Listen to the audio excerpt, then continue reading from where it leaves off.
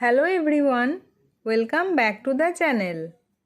আজকে গুরু পূর্ণিমার ওপর একটি রচনা শেয়ার করছি। ভূমিকা।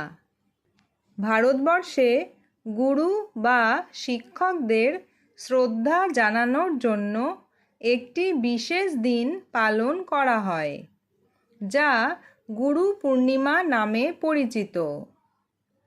আষাঢ় মাসের পূর্ণিমা তিথিতে এই উৎসবটি অত্যন্ত ভক্তি ও শ্রদ্ধার সাথে পালিত হয়। দিনটির তাৎপর্য।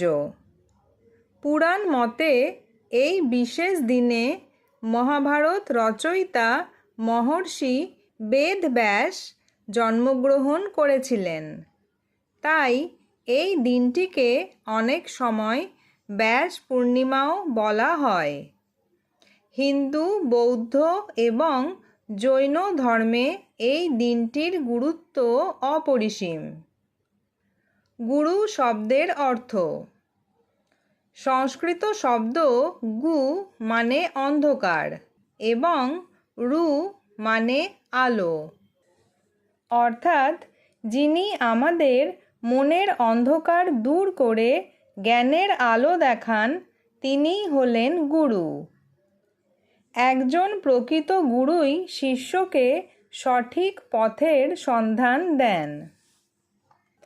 গুরুর গুরুত্ব। আমাদের জীবনে বাবা মা আমাদের জন্ম দেন, কিন্তু গুরু আমাদের মানুষ হিসেবে গড়ে তোলেন।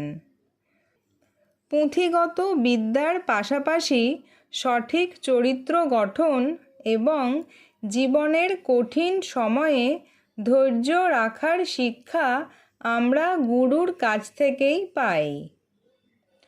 আচার্য দেব ভব, অর্থাৎ গুরুকে দেবতার মতো সম্মান করার কথা আমাদের সংস্কৃতিতে বলা হয়েছে। উৎসব উদযাপন।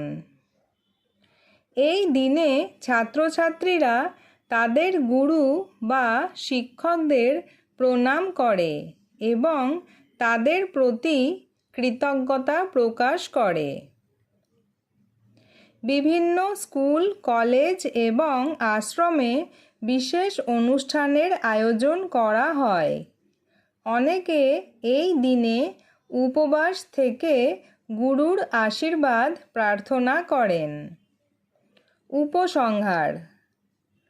বর্তমান সময়ে ইন্টারনেটের যুগে তথ্যের অভাব নেই, কিন্তু সঠিক দিশা দেখানোর জন্য একজন গুরুর প্রয়োজন সবসময়ই থাকবে। গুরুর দেখানো আদর্শ মেনে চললে জীবন সুন্দর ও সার্থক হয়ে ওঠে। গুরু পূর্ণিমা আমাদের সেই শ্রদ্ধাবোধ ও কৃতজ্ঞতা প্রকাশের কথা মনে করিয়ে দেয়।